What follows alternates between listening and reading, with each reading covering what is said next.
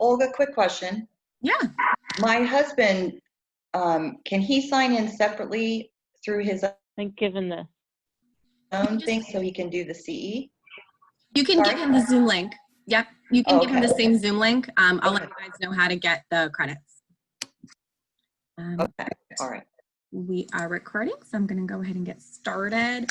Welcome, you guys, to our virtual Lunch and Learn Anxiety and Perfectionism with Dr. Ajita Robinson and Janardra Pugh.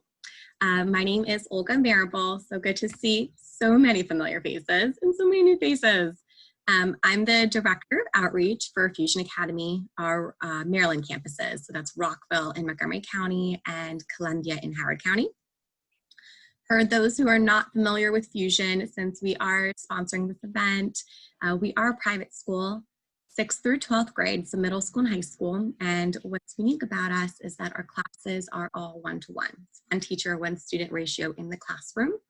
And outside of the classroom, between classes, we have what's called our homework cafe, a space for students to get their homework done during the school day, as well as socialize with their peers, hang out with them, be adolescents, just have some time to themselves before regrouping for their next class as well. We are offering virtual, hybrid, and fully in-person options right now for our schools. So if you have questions about that, you can always reach out to me, and I'm happy to discuss any students that is yours or that you're working with about Fusion. We have part-time options, full-time options, as well as tutoring. So we really do individualize and customize learning for all students. All right, some housekeeping that I wanted to let you guys know about before we jump into the presentation. So this is being recorded. Just want you to know if you do not want your face to appear in the recording, you're welcome to turn off your video. I will be sending out the link at the end of the presentation for all of those who attended, as well as those who are speaking and were not able to attend. We also do have a handout that I will be attaching at the beginning of the presentation, and I'll be sending that out with the link. For those who are here for the CU credits, you know that. Sorry. That's us. Sorry. That's okay.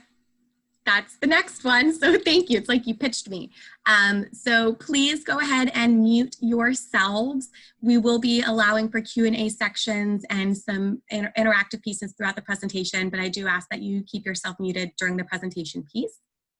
If you are here for the credits, the CU credits, I will be sending links in the chat throughout the presentation. You do need to check in as well as check out at the end of the presentation. So there will be a link for checking in and a link to check out at the end of the presentation. I will also be emailing that checkout link if you miss it. So you do need to be here for the entire presentation. I also ask that you guys rename yourself in your Zoom. So you can see that everybody's box has a name. If you can change your name to your first and last name, it just helps us know who is here, helps us know how to address your name, as well as be able to take a role on who was able to attend. The chat feature of this presentation is going to be enabled. You are welcome to utilize the chat to network and collaborate throughout the presentation. Know that the presenters will not be moderating the chat, but I will be. So if you have any questions specific to me, feel free to do a private message to me or ask in the chat. I will be addressing those. If you have questions throughout the presentation, I ask that you still remain muted and ask your question through the chat. There will be a Q&A at the end as well. So we will be going in order of the questions asked in the chat for that Q&A piece. And that is actually all I have for housekeeping. So without further ado, I'm going to pass it over to our presenters. Good morning. Good morning. We're super excited to share this space with you all. So I'm Ajita, as Olga said, and I'm here with Janardra, and we're just going to go ahead and get started. And so I always like to kind of start with the objective. Hopefully you all were able to also read this when you sign up for the training, just so that we know where we're going and what we'll be covering today. But my goal is always to provide a safe space for just honest, fruitful dialogue and processing. I know that many of us are on this training because we're professionals working with clients who might be experiencing anxiety and perfectionism. But the reality is that none of us are really exempt, right, from experiencing anxiety, having moments where perfectionism and even procrastination kind of show up and wreak havoc, especially in the current climate that we're navigating. And so I just want to create space for really for all of us to be able to get what we need from this conversation and to just create a space where we can just be honest about what we're experiencing or what we're seeing, whether that be in our own lives, in the work that we're doing, or the students and individuals that we're working with. And so that is just kind of the framework that we want to just hold as true for this conversation. And this is the return. This is what we want to ensure that you walk away with. And so it is important that we're able to kind of have this back and forth conversation. And so please engage in the chat. There will be experientials that we will ask you all questions and ask for you all to participate. And so please know that this conversation helps when there's kind of that back and forth, right? And so we'll do that primarily via chat, and then we'll have kind of moments within the discussion where we'll bring up media, we have a case study and some exercises. Again, we really want to make sure that you all have tools to walk away with. And so I will start a little bit about who I am. I'm a licensed clinical professional counselor.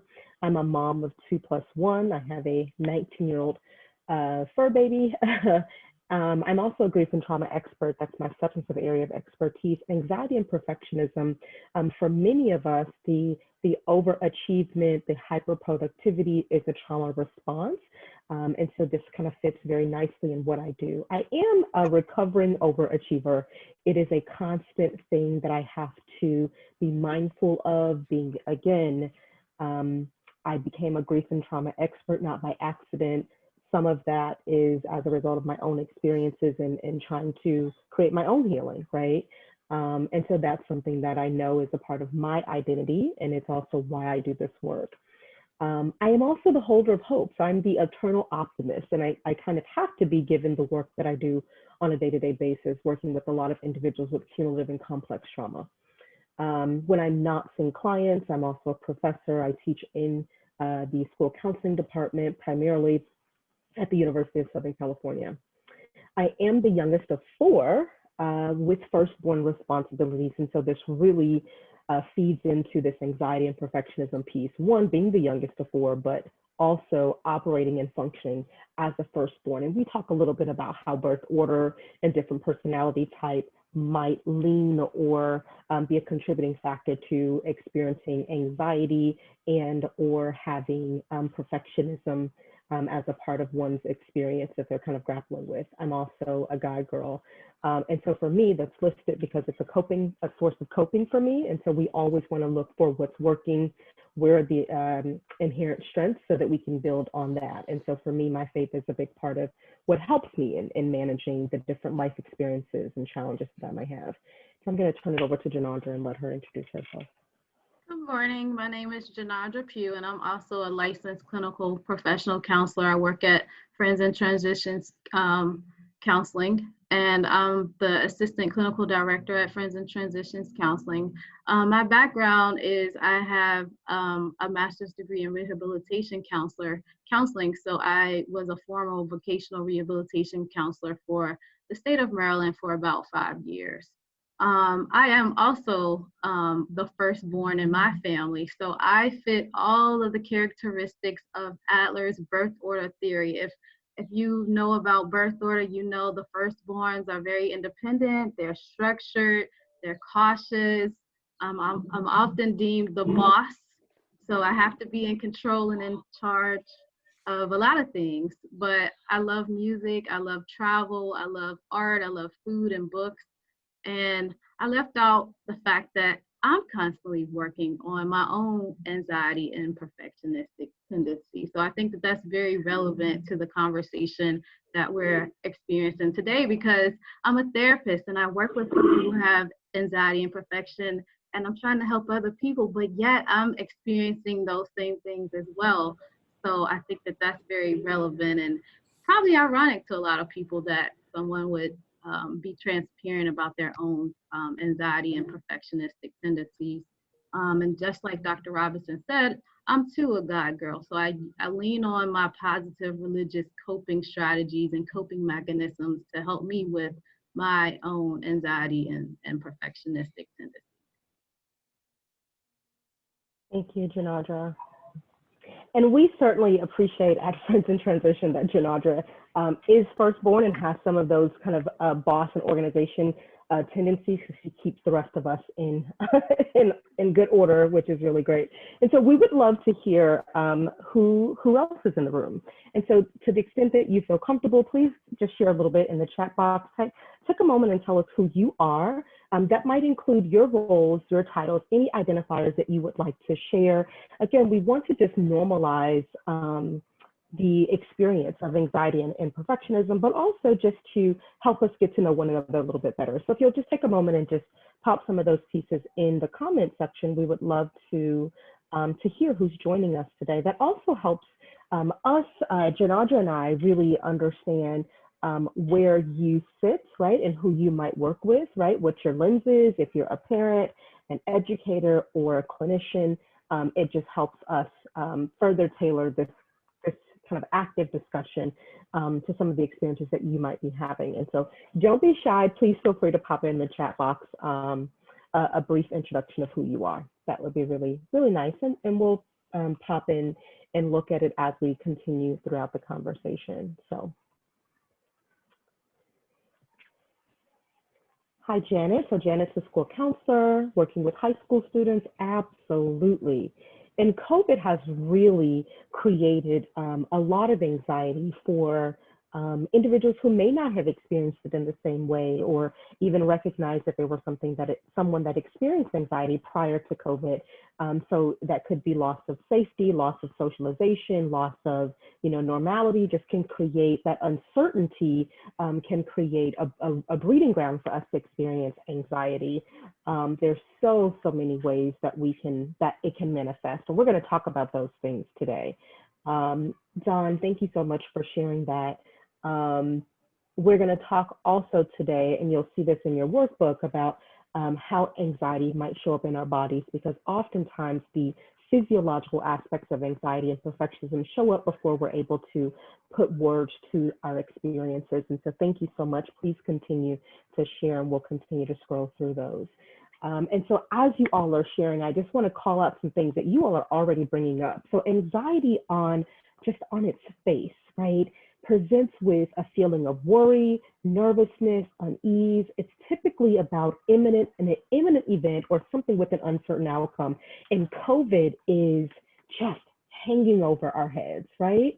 And so this underlying experience that we can't quite see, right? We don't quite even know if we have it, right? Because we could be asymptomatic, but it has changed our relationship with connecting with friends. It's changed our ability to work, our ability to go to school. Our whole world really has been impacted by this thing, right? And there's some indication that we might see a resurgence in the fall. And so absolute breeding ground, right? And so here's the thing about COVID, though, is, and just about stress and anxiety, is COVID did not pause the existing stressors and anxieties that already existed in our world before this pandemic. So all of that, normal life stress, self-esteem, uncertainty about our performance, about our friendships, about our work, right? None of those things went away. Now they are compounded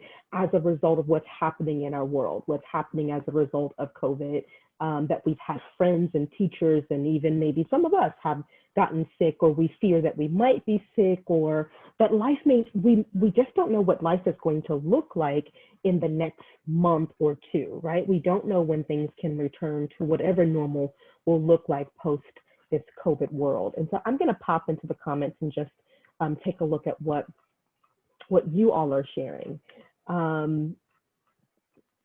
Absolutely. So the high functioning piece of this process means that many of us that experience anxiety, but we're still functioning at high levels are often missed. And so we'll talk about how there is a difference or a gap, right? And we're not talking about just anxiety or just perfectionism. We're really talking about what happens when the two intersect here.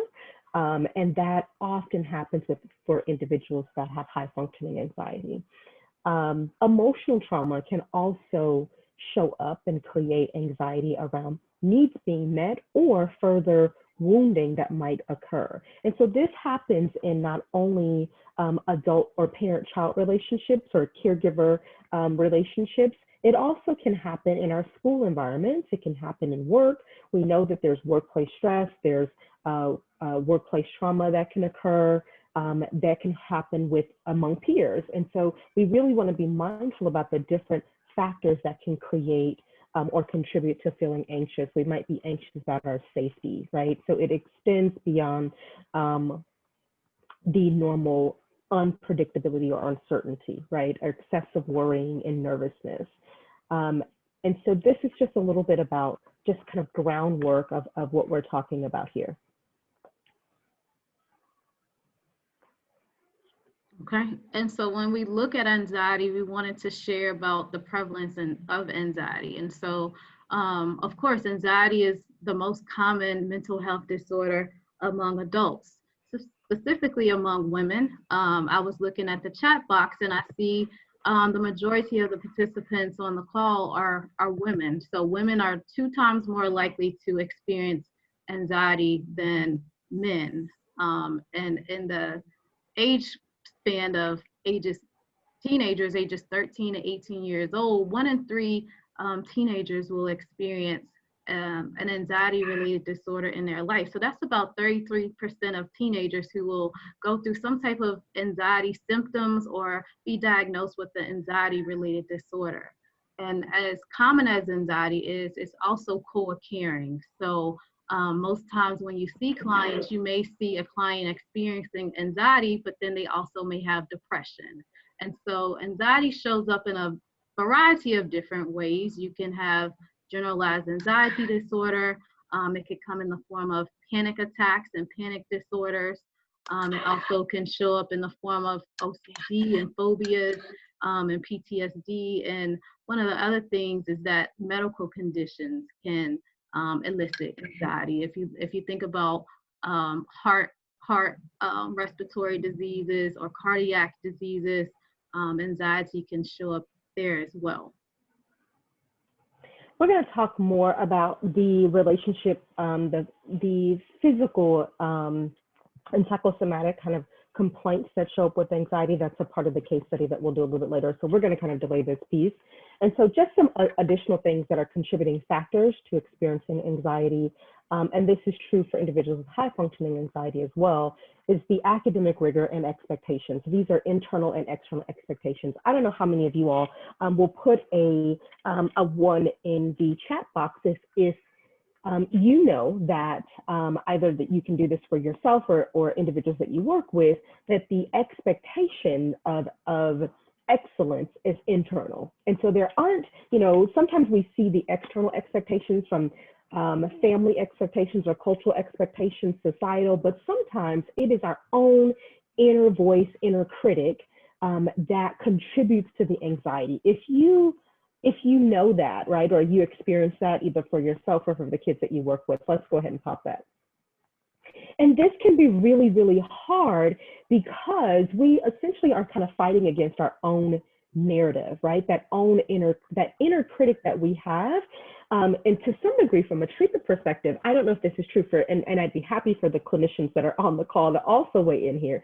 I sometimes find it easier to address the external expectations of academic rigor, right? Because we can use that self-concept, we can use some additional strategies around boundary setting, around expectation setting, around assertive communication even, when the pressure is external to the individual, right? But the internal, I often see creates the internal expectations.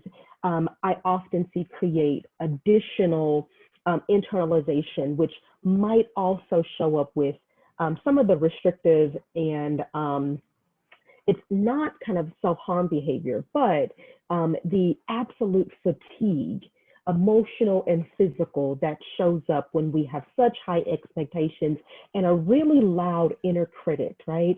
A really loud imposter that is on the inside for us. And so quieting that voice, we do a lot of work with EMDR in particular to help quiet the inner critic, but also before we can quiet it, we have to figure out and help the client explore the relationship, right, that they currently have with that inner critic and what purpose that inner critic serves, and how do we reframe that relationship.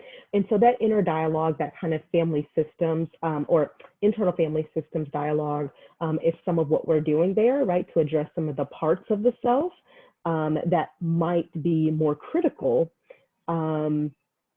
of oneself, right? What purpose might it serve, and how do we help reframe it so that that inner critic is no longer needed? And so I find that being more work that's needed. I absolutely agree with that, Susan. So Susan says, I've read that one reason disorders such as anxiety and depression may be resistant to treatment is that the PTSD has not been identified and must be treated first. And so that is that's absolutely in line with this parts work that I was just talking about. Is the inner critic, or that internal voice, exists and it serves a purpose. Our job with working with clients is really helping to, before we can kind of replace the inner critic with a more positive voice or a more positive aspect, we really need to understand what the trigger and what the root purpose is, right? And so for many of us, it is some related trauma or unmet need. And so we know that at the root of trauma is a loss of safety. Safety could be physical, psychological, emotional safety. And so for many clients, that is where the wound is.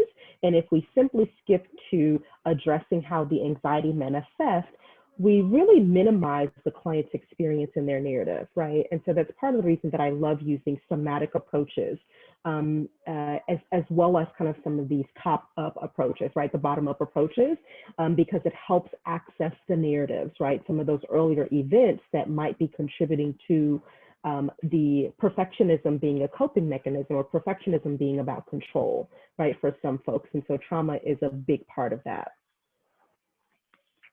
Absolutely, Michelle. It is so much easier to assertively communicate when the voice and the critic is not in your head. Absolutely. So excellent, excellent. And so changing routine or norms, again, these are also things that create anxiety that can contribute to the symptoms and manifestation of anxiety occurring. And again, we're harping on, everything right now can apply COVID, right?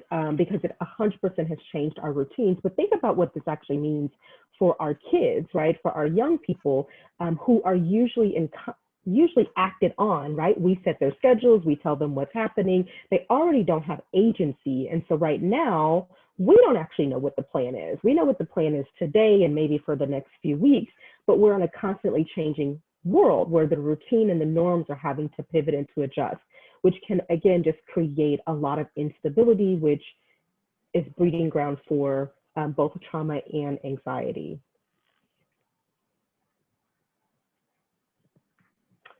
Yeah, Samantha, it can be hard to utilize only CBT and DBT, and those are very powerful approaches. But it also keeps us in the cognitive realm, right? And so often individuals who experience high functioning anxiety, they're very metacognitive, so they're always thinking about what they're thinking about, which utilizing cognitive behavioral therapy or techniques that are keeping them in their kind of prefrontal cortex only lights up that area. And so it's really important that we give room and utilize techniques that, one, help them understand how it's showing up in their body, so some of these somatic approaches, but also to use the mind-body approach, again, which is why I really like somatic therapy as well as EMDR. And so these are just some things that, so CBT is cognitive behavior therapy, DBT is dialectical behavioral therapy.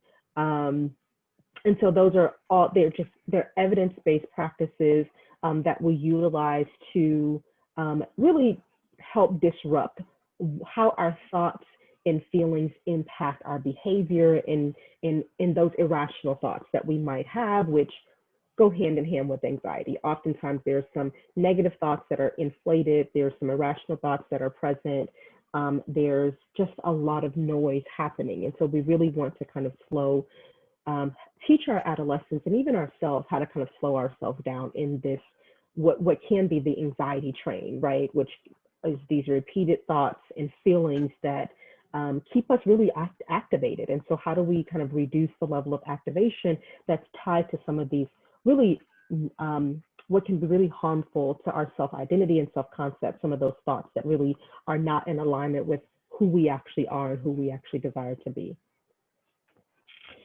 The other piece is that's a part of this is that high functioning anxiety is not an actual diagnosis in the DSM. And so this often means that individuals who experience high functioning anxiety, which perfectionism is a big part of, often go undiagnosed, which means that because there's no formal diagnosis, it's really important that we are trained and that we understand how to recognize when it's happening, because they won't have the normal disruption in daily life functioning, because they're usually on the other end. They might be overproducing, right? They might be super high performing. They have very high expectations. And so the gap in what they're doing isn't necessarily there, the inability to slow themselves down. We'll talk about some of the things that, what it looks like. And so you'll be able to more clearly recognize it, but it's always in context, right? Thank you, Samantha, for explaining DPT a bit more in the comments. Sorry, not quite finished with that slide. Oh no, let's see. Okay, here we go. Sometimes family and cultural expectations might also be a factor. These are some of the external. We also know that gender roles, roles in a family, those are all things that can play a part, that can be contributing factors, just increased pressure to achieve, to contribute, to be engaged in extracurriculars. And then social dynamics also can show up. And so when we're among peers, right, what are the expectations that our peers have of us? We often find that these individuals are very charismatic. They have, I don't know what happened. Can you all still hear me? Yes, your camera's just off. Okay. I don't know what happened. Something powered down. I don't want to touch anything, but if you can still hear me, we're going to go with that. Let's see if that fixes it. Oh, okay. I think I'm back. Sorry about that, y'all. Having anxious parents or guardians. There is some indication that, there's some, anxiety can be a factor. We can inherit it to some degree as a result of our environment. And so when our environments are chaotic, when we have parents who have anxiety, sometimes we can unfortunately impose some of the rigor that we need, right? And the control that we need in order to manage our anxiety. Our kids inherit those behaviors, right? And those feelings. And so we want to be mindful that we're also taking care of ourselves in this process so that we aren't unintentionally rubbing off, for lack of a better word, on our kids. Now, there isn't a direct transmission.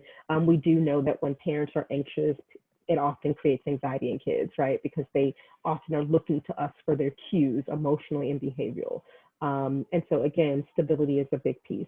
And I mentioned first generation students because there's often a big pressure to break or disrupt whatever the barrier might be, but there's often not a lot of support or information because they are the first. And so many times, even when we have parents and families that are really committed to their first generation kids, whether that be college or first generation, sports, whatever it might be. First generation, I want us to expand what we think about. We often just think about college there, but there's so many different ways. They could be first generation American, they could be first generation English speakers. There's a variety of different first generation experiences that students might be having, adult and youth students there. But what often contributes to anxiety here is the unknown, because we don't have someone, we may not have access to someone that has never navigated the path before us. We are the first to do it. And so again, not having a routine, not knowing what to expect, all of those things can create anxiety. but they often are high performing, high producing, right?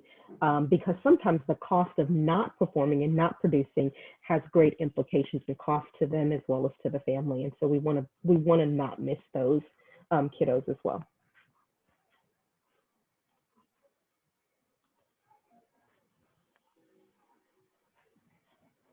Janarda, did you want to share this one? Okay. So we have a shared narrative. If you would like in the chat box to write your thoughts on this shared quote.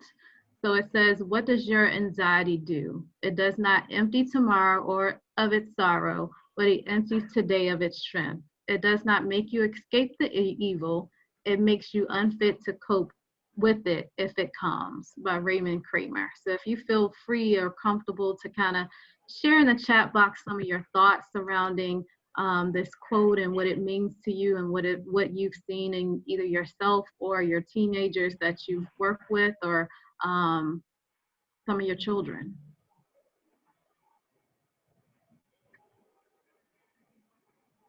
I agree with that, Samantha. Yeah, I agree.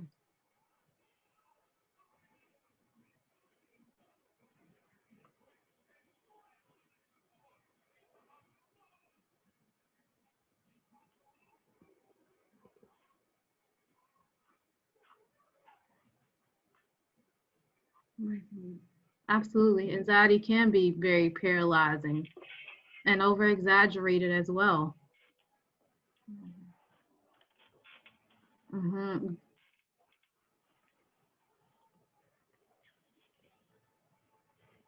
Debilitating, overwhelming, paralyzing, steals opportunities.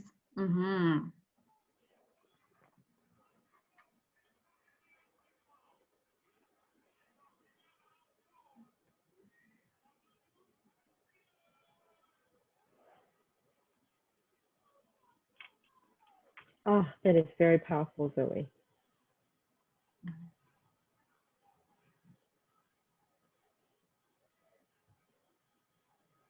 Absolutely, a temporary escape.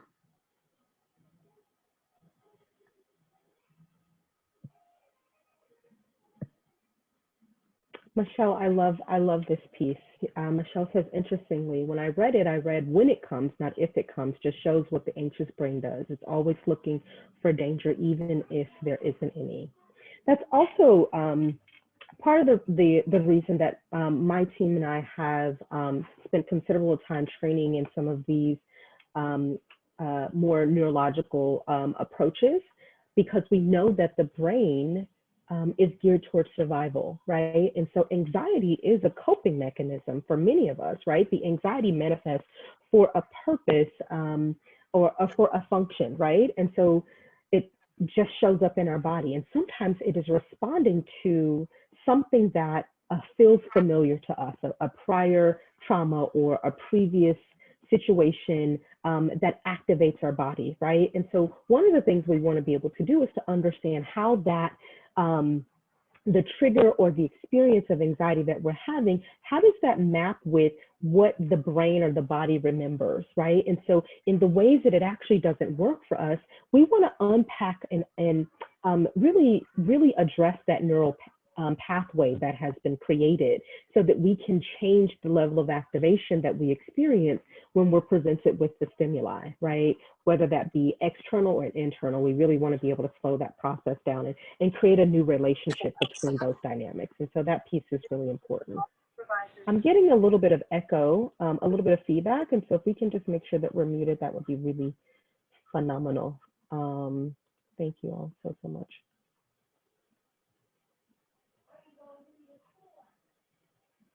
All right, thank you all.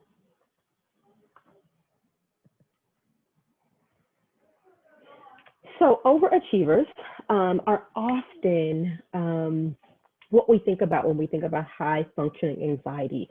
But I want to be clear that overachieving may not be what a person identifies with. It may be, they may often think that they're not overachieving, right? Because of that inner critic, we might be having a internal evaluation that we're not doing enough, right? But others might perceive us as being very high achieving, right? Being achieving very well, right? Or when they're not concerned. So these are often the kids that might be, let's say, in the top 10% of their class. They always get good grades, or they always do well at work. But internally, there's this kind of compounding impact or a compounding effect that's happening, because no matter how much they do, it's not enough for their internal kind of self, or they might be getting feedback. So think about individuals that are working really, really hard, and they never receive any feedback on how they're performing, or they're constantly being asked to do more, right?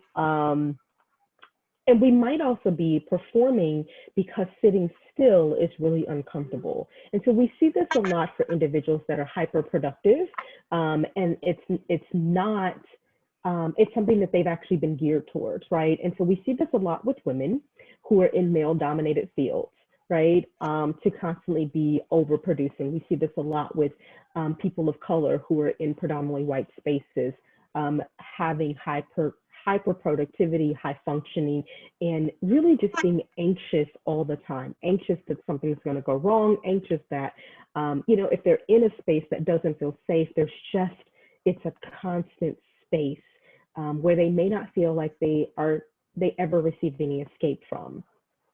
And so this piece is important, that again, that there might be a disconnect between how individuals are viewed and how they perceive themselves.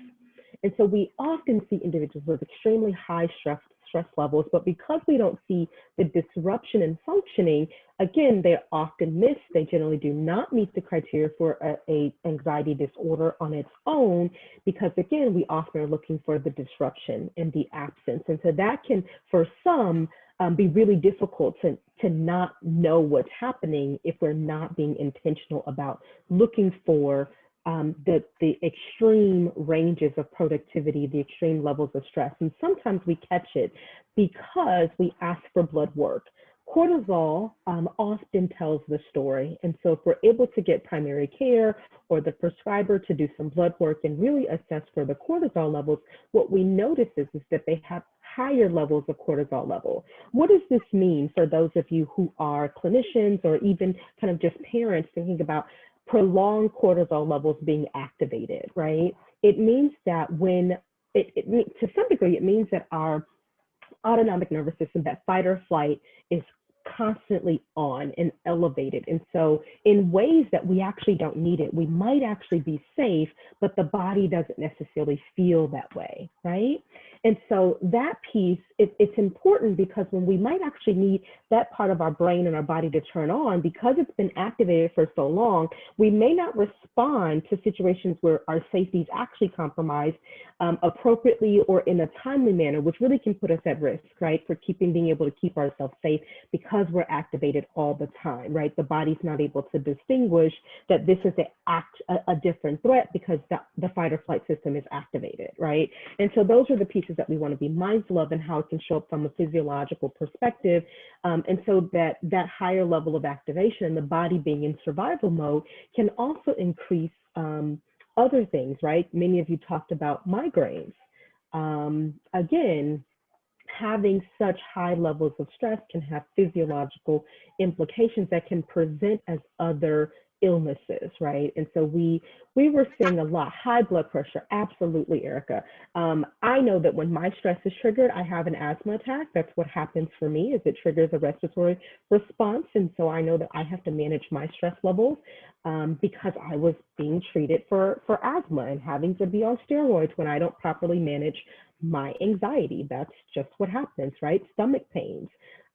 We have a ton of we were seeing a significant increase in gastrointestinal issues, right? Diarrhea, stomach pains, things like that from our adolescents. And that is what actually led us to partner with our pediatricians and staff clinicians in pediatricians' offices, because they were coming in for significant physical complaints, chest pain, and, headaches that just were chronic, disruption in sleep, concentration, you name it. And anxiety was really the culprit there. And so we just want to be mindful that those are often interconnected and related. And so we'll have an opportunity to talk about how anxiety might show up in our body in just a moment.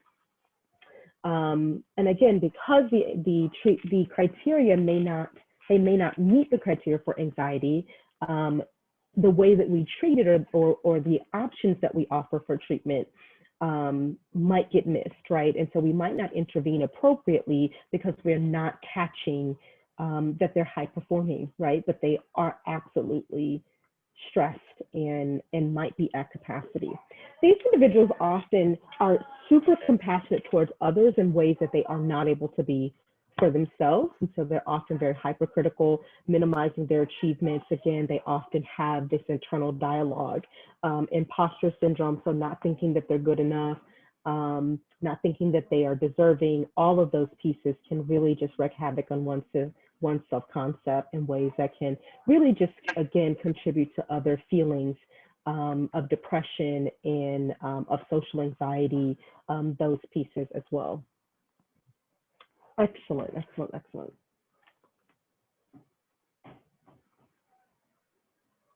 Absolutely. We certainly see the high functioning with our individuals who are on the spectrum, right? So our individuals who have high functioning autism that are super creative and super,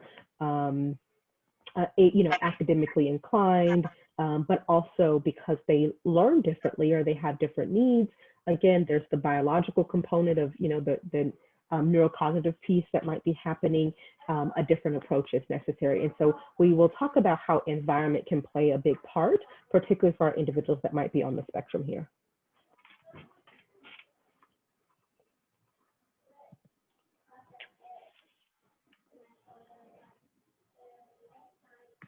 So when we talk about perfectionism, what is it? So perfectionism is basically a characteristic in which one strives to be perfect and they strive to be flawless without mistakes. A person who's a perfectionist, they can be very overcritical of themselves and overcritical of others. So there could be a level of self-oriented perfectionism where one has these extremely high expectations and maybe they might be unrealistic expectations of themselves. There's a level of perfectionism where one has, it's called other-oriented perfectionism, where one expects other people or other things to be very perfect, or they may have unrealistic expectations of others. And then there's a socially oriented level of perfectionism where the person is driven by external factors or outside factors to be perfect. And so when we think about perfectionism, there's two types of perfectionism. There's the adaptive type. That type is what they consider healthy. So the person may be wanting to be perfect, but they operate in a different way. So they strive for goals. They're able to take criticism. They're able to take feedback and set healthy goals and meet these goals and then obtain and reach other levels of goals. These people who are adaptive perfectionists, they understand their strengths and they understand their limitations. And they consider themselves works in progress. It's not, I have to be perfect all the time. I'm continuously working to be perfect. I'm continuously working to strive toward goals. And then the other type of perfectionism is maladaptive perfectionism. And so what that is, that could be deemed the unhealthy type of perfectionism where the person has high expectations. They need to be in control. They're always competitive. They may be intolerable of mistakes or critiques. And so that's the maladaptive perfectionism. And when we look at perfectionism, it could be genetics, as we talked about with anxiety. It could be an inherited trait that one has, or it can be environmental. When we look at the environment that we live in, social media plays a huge role in how we live, how we perceive ourselves, and how we want others to perceive ourselves. With environment, trauma plays a role into perfectionistic ways. um, critique from others, pressure from others. These are some of the environmental factors that could contribute to one's perfectionism.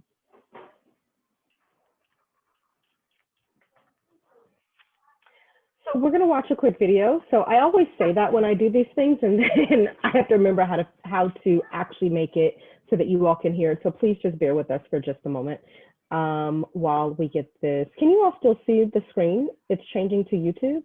Can someone let me know? Yeah.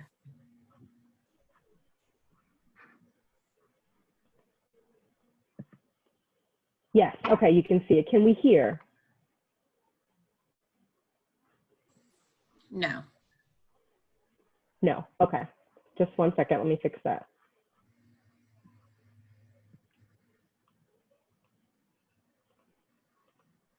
Okay, just 1 second. I have to change the audio.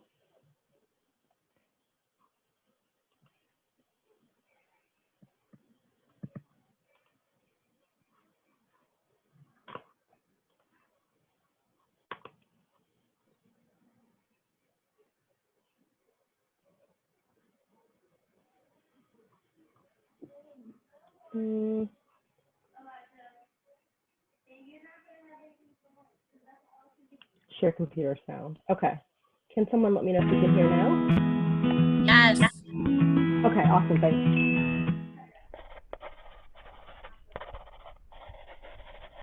High-functioning anxiety isn't actually considered a mental health diagnosis. Instead, it's a term many people can relate to when they have anxiety and can still carry out everyday tasks at a functional level. It could be the valedictorian in your class, your coworker who has an exceptionally polished resume, or it might even be you. It's no surprise that this has become widely relevant when roughly 40 million adults struggle with anxiety. When someone tells you you're fine, or always has a smile plastered on their face, they might actually need your help. Here are 10 signs of high-functioning anxiety. 1. You're an overachiever. Do you consider yourself a perfectionist, type A, and a planner? People with anxiety always feel like they need control in order to feel at ease. Whether it means making big to-do lists, showing up at a meeting early, or staying up late studying for a test they already memorized by heart, the individual stays busy in order to feel productive. One research study shows that it's only when you feel in control that you can deal with stress. 2. No is rarely used in your vocabulary. Getting things done becomes more important than your health. If you sacrifice eating meals on time or cancel plans with friends to do someone else a favor, you might have high-functioning anxiety. You'd rather suck it up and get the work done instead of saying no, fearing that it might pile up otherwise. You may also be afraid to reject others, afraid that you'll hurt them, so you bite the bullet and you hurt yourself instead. 3. What is sleep? Apparently never enough for people with anxiety. How can it be when you're constantly tossing and turning in bed, consumed by your worries? Anxiety doesn't need a reason to keep you up. You have everything checked off your to-do list and still worry about a million other things. 4. You crack cynical jokes for fun. Are you sarcastic or make jokes about dying? Chances are you aren't as happy as you seem when you tell the punchline. If you're laughing and putting on a show when you're actually suffering, this is anxiety. It forces you to entertain and mask your intensities behind your witty combat. Remember, you don't have to put up a front. Lower your guard and tell people what's going on. 5. Negative self-talk is common. And it's so common that you don't even consider it negative, just your usual way of thinking. People with anxiety are the hardest on themselves. They can stand in front of the mirror and pick out flaws at a snap of a finger, or beat themselves up if they make one minor mistake. They don't give themselves a break, always seeking to be a better worker, student, citizen. The list goes on. 6. Your coworkers consider you a mystery. You might be the helpful, reliable worker everyone loves, so it's no surprise that you'll get asked to go out once it's time to clock out. But you'll usually decline, remaining an enigma. Other people will find it hard to read you, not because you want to seem cold or detached, but letting loose and socializing without preparing ahead of time actually terrifies you. 7. You're easily startled. It's normal to get jumpy during a horror movie, But are you startled even during the slightest disturbance? Afraid that others might find you spineless, therapist Anne Wright says you may resort to unhealthy habits, such as drinking, drugs, or endless social media scrolling as a distraction. 8. Bad days are normal for you. Excessive ruminating, panic attacks, and an inability to relax have all become ingrained in your daily routines, that good days become once in a blue moon. But instead of outwardly complaining or calling up a friend to talk about it, you might just bottle it up. Since it happens every week, you worry that others will find you annoying or a burden. 9. You constantly seek validation. Anxiety makes rationality hard to achieve. That's why the individual often seeks logic from others. They fear their judgment isn't enough, so they rely on the support and guidance of friends, family, and coworkers. They don't mean to lean on people 24/7, but it significantly quiets down their loud thoughts. On the flip side, however, some may worry about being a burden, so they choose to suffer silently instead of reaching out to others. 10. You're afraid of letting people down. You don't know how to break the news to your loved ones if you're not happy with your so-called dream career or don't want the same things as them. You often succumb to other people's expectations, working hard to be a role model. And no matter how tired you are of being you, your anxiety will push you to continue performing, as if your whole life counts on it. Did you enjoy this video? Jaden Animations also... We just want to check in and please put any thoughts you had about the video, any ahas in the chat.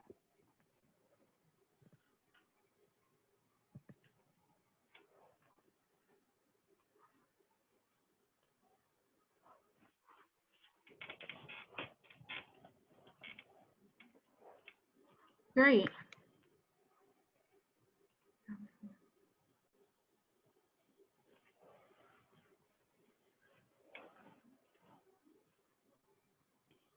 Yeah, I really like the video. It helps quite a bit, right, to kind of put it into perspective. Janadra, did you? Yeah, we can put the link here. Absolutely. Yeah. So one of the things that I found interesting is what's called the perfectionist credo. I actually am reading a book by Dr. Alan Mellinger, who's the book author of Too Perfect, when being in control gets out of control. And so he came up with this perfectionist credo to help kind of express what people who have perfectionism go through. So if I always try my very best, and I have my screen in the way. If I always try my very best and I am alert and very sharp enough, I can avoid error. So that kind of looks like a person in fear, or they may not be wanting any criticism, or they're trying to be in control. It's critical to avoid making mistakes because they would show that I'm not as competent as I should be. And I think somebody wrote in the chat box about how anxiety plays into confidence. And so anxiety can make confidence feel like it doesn't exist. We talked earlier about imposter syndrome and kind of being self-critical of oneself. And am I really good enough? Can I do this? Is this fake or is this real? By being perfect, I can ensure my own security with others. I will admire me, and I will not have reason to criticize or reject me. They could not prefer anyone else to me. My worth depends on how good I am, how smart I am, and how well I will perform. So if we look at all these 4 credos of this perfectionist credo, it doesn't just impact the person who's experiencing this. It could impact others who are in relationship with the person. They have a fear of mistakes. This person may be rigid and not able to be understood. They could be inflexible. They could be avoidant. With perfectionism, it could affect someone's self-esteem and confidence. And a person could have pride or even be angry because they're unable to meet their goals, or it could translate out into other energy with people dealing with them. And if you feel comfortable, you can put in the chat box some of your thoughts or feelings around the perfectionist credo. Absolutely, Elizabeth. Some of our feedback as adults, right, to children or to even other adults certainly absolutely can contribute.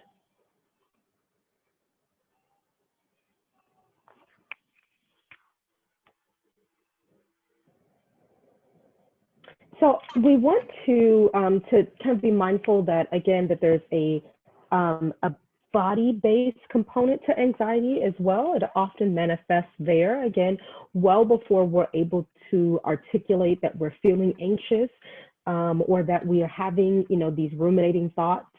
We'll grab the video link and we'll post it for you all. I have to back out and grab it. So I can grab that while we're doing this exercise. So if you look in your handouts that we provided, there is a case study that we provided, because we know that sometimes just doing your own, if you are someone that experiences high functioning anxiety, and we have perfectionist tendencies, it might be hard to sit in your body in this conversation and still attend. And so we created a case study so we can, you know, look at someone else's stuff potentially. So we created Taylor.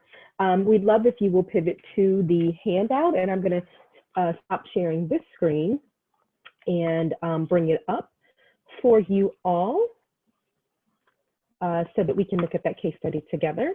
And I really want us to identify kind of where we might feel, where Taylor might feel anxiety in their body.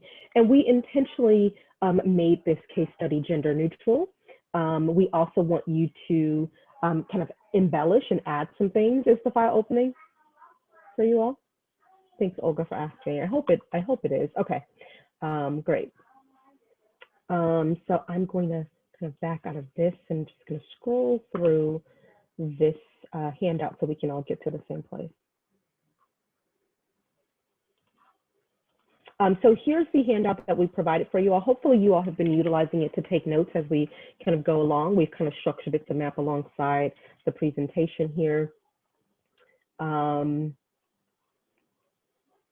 so that covered the video. So here's a little bit where we can learn about Taylor. Just one second, we're gonna go back. All right, so here's some information about Taylor. So Taylor is a 15-year-old who is an only child. Taylor has supportive parents who encourage academic excellence. Taylor attends a private school in the area and is enrolled in AP Biology, Advanced Placement History, and Chemistry. Taylor's on the Dean's List and is very active in school and in the community. Taylor is part of the soccer team, loves cooking, and is a part of the Student Government Association and is involved in the debate team. Taylor also does community service. Taylor is quite popular in school, has many followers on social media apps, and has a supportive group of friends. But Taylor often worries about feeling good enough and wonders if their friends actually like them. Taylor has extremely high expectations of things and can be self-critical at times. Although Taylor succeeds academically, Taylor often overthinks and procrastinates during schoolwork, and this results in them feeling overwhelmed. Taylor recently told friends that they've been feeling anxious, experiencing tightness in the chest, and vomiting. Taylor also stated that they had a hard time concentrating. And so before we get to some of the questions at the bottom, we just want to identify what are some of the signs that Taylor is experiencing anxiety, but from a body-based perspective. And so there's room on your, in the handout for you all, the way that anxiety can show up. You can put it here in some of these boxes. We also have some room for you if you want to write it there. We know that, again, in the interest of diverse learners, Janarda likes to be able to do bullet points and keep things nice and categorized. I like to be able to map things out. And so just to honor that we might have diverse learners here, we wanted to give you different ways that you might address that. And so I'm gonna kind of stop share here. I'm not gonna stop share. I'm just gonna go back to the case study so you all have it in front of you. Let's see if I can also pull the chat up while we're doing that. Oh no, it's not letting me. Hopefully someone else can see the chat because I cannot. It's not letting me pull it up while I guess my screen shares on. What are some of the signs that Taylor is experiencing anxiety?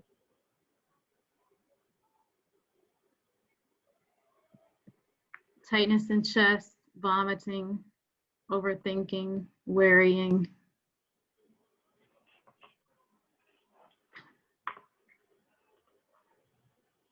Poor concentration.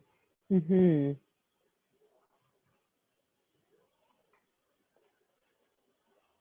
Kristen, we're looking at the case study. We're just answering this first question. What are some signs of anxiety that might be occurring for Taylor? Feeling overwhelmed. What are some other ways for Taylor? Hard time concentrating, procrastinating, overthinking. Where might Taylor might be feeling it in their body? That could be in this case, or could be things that you're thinking about. We have not posted the link yet to the video. I will actually grab that and post it for you all now. Absolutely. Taylor could be experiencing some anxiety in her neck and her shoulders, and headaches are very common with anxiety.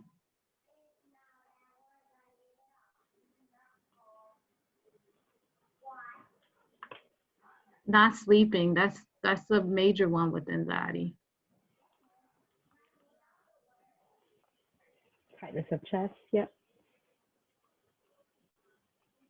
Feeling dizzy, throat tightening, absolutely. Loss of hair, absolutely. Changes in weight, right? Changes in under and overeating, excellent, Janelle. These are all ways that it may show up, whether a person ever tells us they're experiencing anxiety or not. We might see that they engage in isolation, right? So they change, they might be socially isolated or withdrawn. They might change their level of physical activity, right? They might not be sleeping at all, right?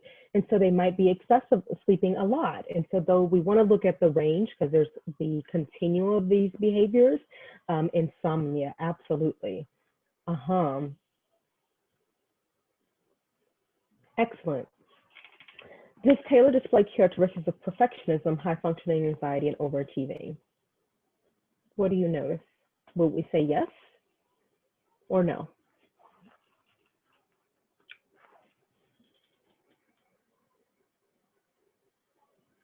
Yes.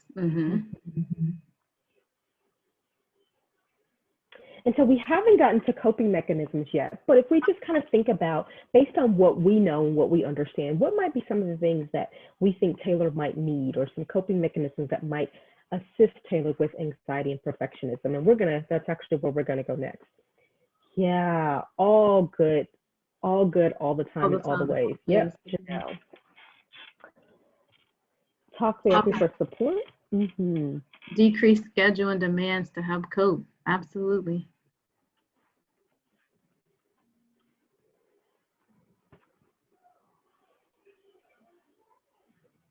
Other thoughts?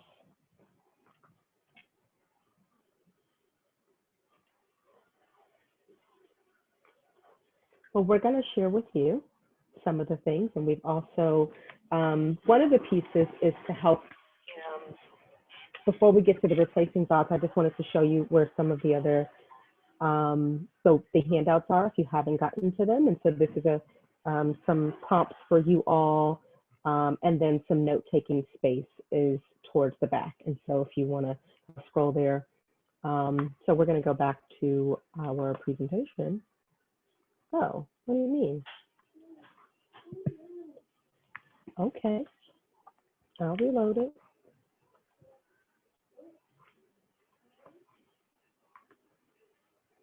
Oh, it took me back to the top. That's okay. We'll scroll through. Sorry, y'all. I don't know why I did that.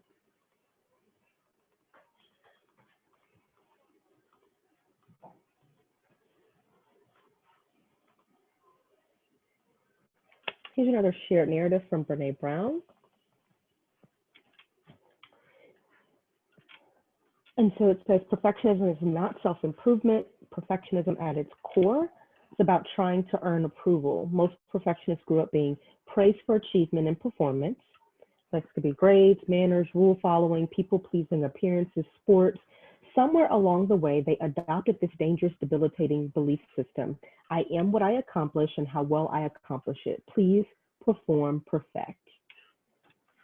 And so someone mentioned earlier that some of the reinforcement that we are providing might be contributing to the development of perfectionism and the high functioning anxiety.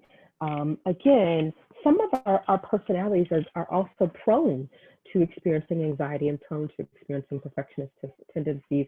But there are some things that we might be doing as parents, as educators, as adults that might also be contributing to and reinforcing the behavior. And so some things that we want to do well before we get to some of the tips is to be able to just acknowledge that anxiety and perfectionism is present, and that for whatever reason it's serving a purpose, adaptive or maladaptive. And so we have to first just name the thing that is so important. It can be very empowering for our teams to understand what's happening for them so that they don't feel like they're crazy, right? We hear that all the time. They use those words. And so that they understand that if we can recognize it, we often can help alleviate what's happening for them, or at least help them understand better what's happening so we can help them identify coping strategies and mechanisms and some disputation around what might be happening. Explore. So it's helpful if we understand when they are feeling anxious and when the anxiety alleviates. For some, it can be persistent, but oftentimes there are pockets where the anxiety subsides, and we always want to look for and take a strengths-based approach and to help kind of figure out what is perhaps unique or common about when the anxiety alleviates. Perhaps it's when they're able to get more sleep, when they have positive affirmations, when they have more structure in their routine, when they are able to anticipate or have a plan, and then an alternative in the event that the plan gets disruptive. All of these things might help, and we'll talk more about some of those pieces. Discuss. So we want to create a space where the person feels safe to discuss their feelings without judgment, without having their feelings and concerns minimized or diminished. So sometimes when we're wanting to just express what it is, we need to just be able to get it out, because keeping it in feels like it's going to just bubble over, right? We're going to explode at any moment, and we're not sure where it's going to land or the consequences that it's going to have. And so having a space where they can just discuss what's happening without immediately moving to goal setting and moving them to a different place, other than just being able to unpack and process their feelings, how it feels in their body. Far too often we immediately want to move and alleviate the anxiety because it makes us uncomfortable when they describe what they're feeling. And that can be invalidating. That can just move them through the process way too quickly when they need time to process and unpack what they have been sitting with. And to seek support.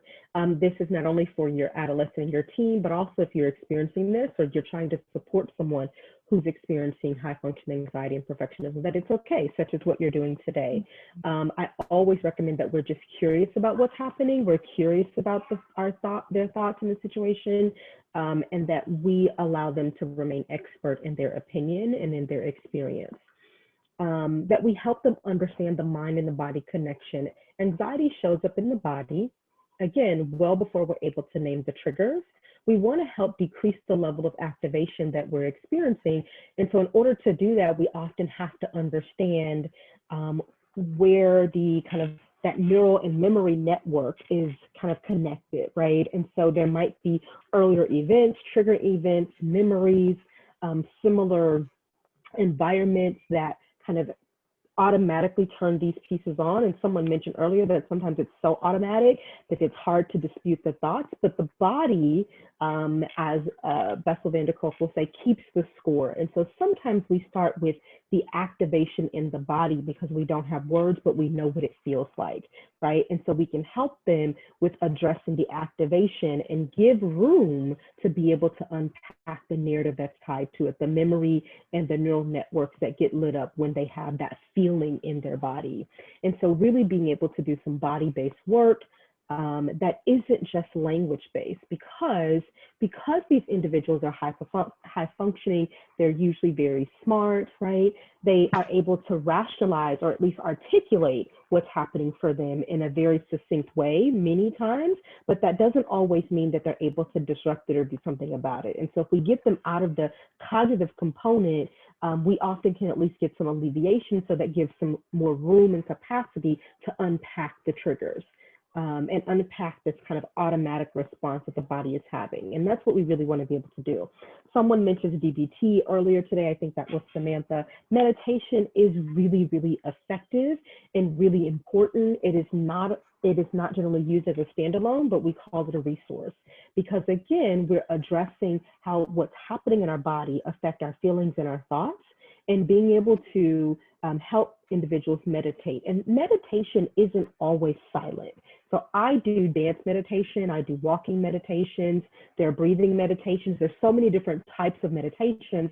And oftentimes we go right after the body-based kind of still, quiet meditations. And for someone that experiences anxiety, the noise is too loud. They feel like I can't meditate because I can't quiet my mind. That's also why we included a brain dump over in the workbook, because we often need to do a brain dump, right? A verbal vomit to some degree, so that we can slow the thoughts down and be able to just sit still and be in our body. But we shouldn't force people to start there. So there's tons of band and movement-based meditations that really can help them be in their body in a way that feels more comfortable, that isn't constantly activated, so that we can then slow them down and slow those thoughts down, so that we can unpack what's actually showing up, what the inner critic is telling us about ourselves. When we do this, we open up the capacity to do some reality checking and testing.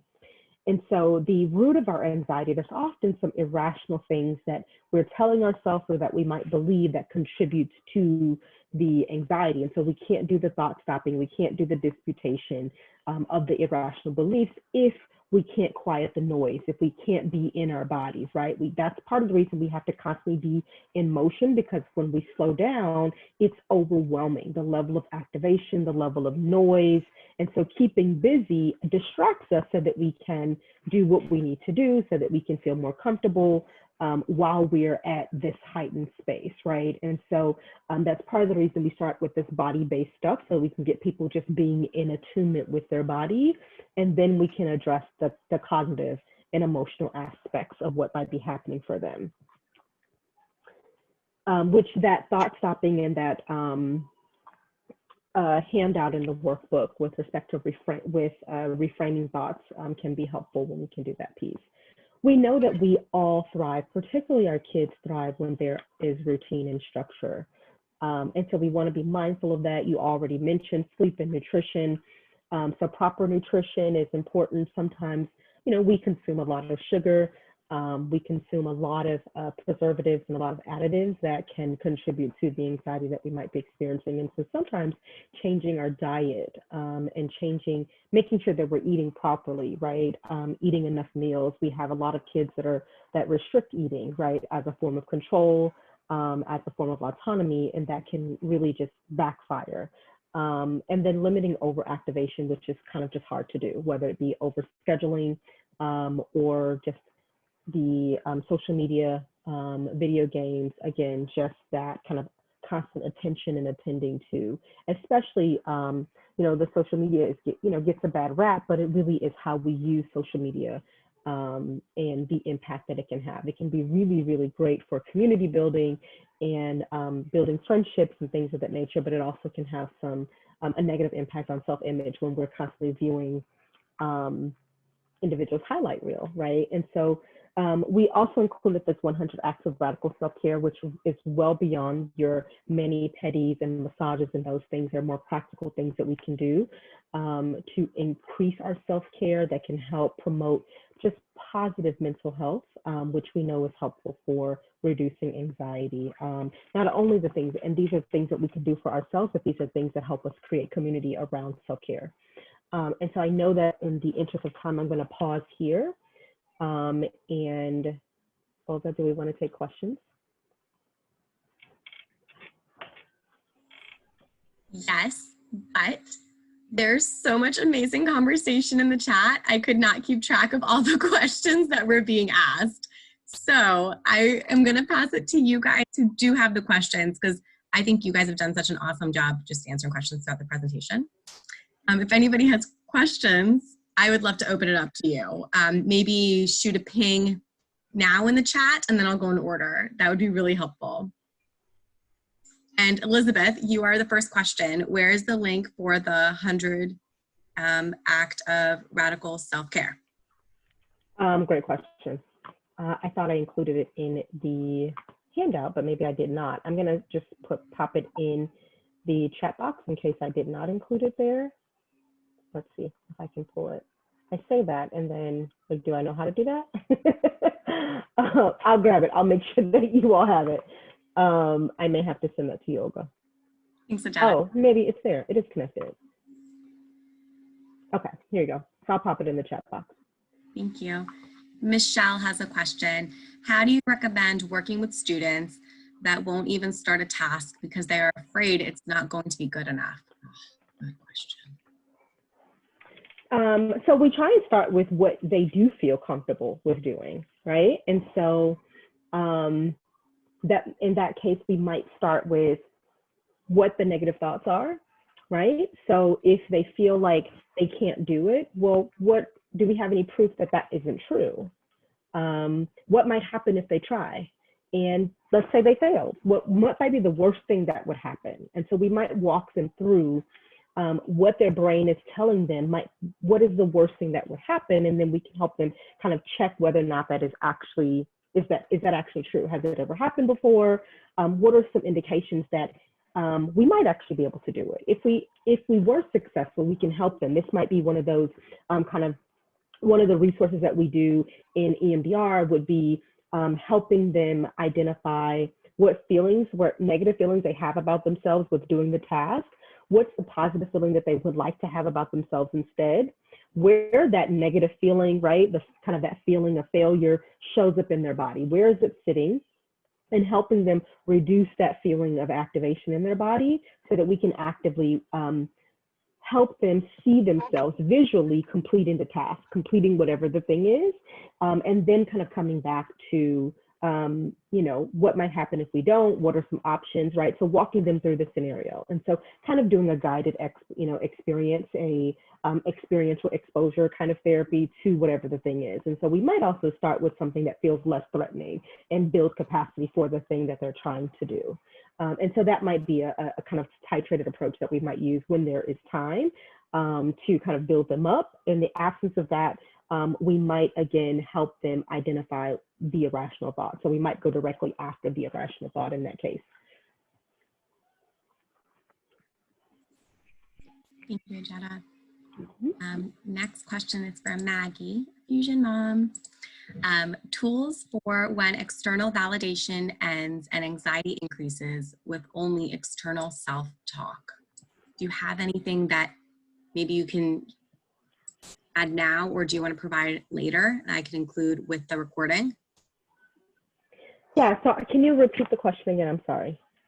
She's looking for tools for when external validation ends and anxiety increases with only internal self-talk. Yeah, so we certainly want to identify what the internal self-talk is. Obviously, ideally, we want them to internalize the positive affirmations. And so we want them to be able to come up with those for themselves. We also want to help them with disputing whatever the internal negative dialogue might be. So we can teach these same skills, right? So our goal is not ever to be the one having to help them with be the one that they're dependent on to do the disputation. We want to be, those are transferable skills we want to be able to teach. We can teach them to do the brain dumps. We can teach them to do that kind of future rehearsal that I was just kind of explaining. We can teach them how to self-affirm, right? We want to be able to help them identify the triggers, right? We want to help them internalize the positive self-talk. And so we would spend a lot of work with helping them come up with those words. And sometimes this is part of the reason that we run peer groups. So we have a social group that we run, because we know that oftentimes affirmation from peers is valued higher than affirmation from, let's say, an adult. And so really utilizing peer support to help with that. But our goal is always to help them have that internal dialogue. And so we would try and help with improving that. And so we use art, we use play, we use a ton of modalities that speak their language so that they can hear it in their own voice, right? Because otherwise they'll always be dependent on us to do it for them. And that may be where we start, but we are constantly and actively building their internal positive radar for themselves. That positive affirmation is so critical. Thank you. Yeah, Diane, I really like that, right? So a lot of times what happens is that we focus so much on the end result, so the grade or what have you, and we miss the process. And so if we can help them value that process, it can kind of shift that perspective, right? So it's not always outcome focused, because what happens if they do all the things and they still don't get picked, they still don't win, they still don't whatever, they're going to the cycle's going to start again, as opposed to if we can value that there is something important and inherently valuable in the trying and the doing and the process, and that the winning and the goal is not the thing that is actually valued, right? That is not the most important part of it, but the growth that we experience along the way. And so that is really, really important part of the process, which is why we have to be careful about what we affirm.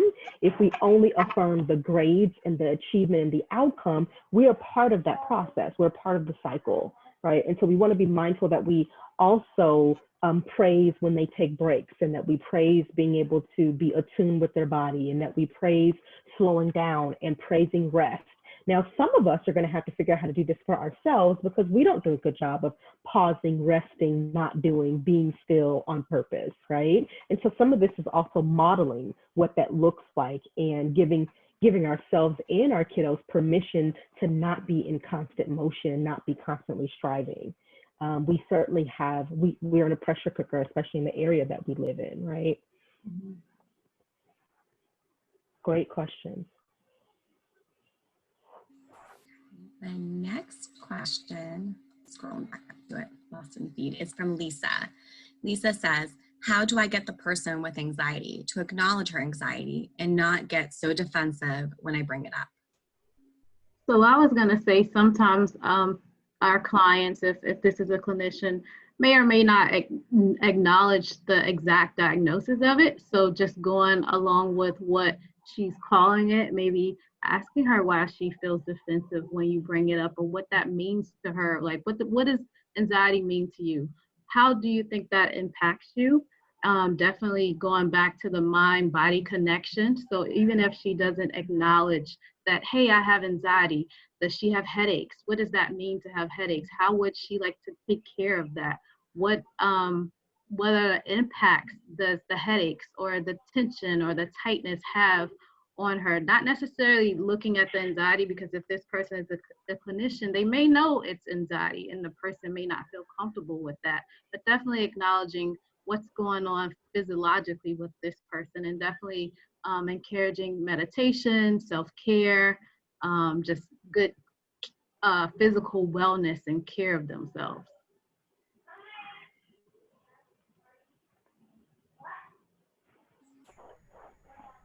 Okay.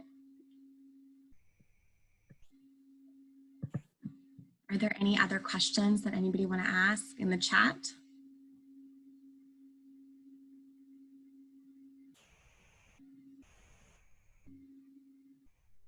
Okay, I think I'm okay to wrap it up. If you guys do you have any final thoughts, Ajita or Janardra?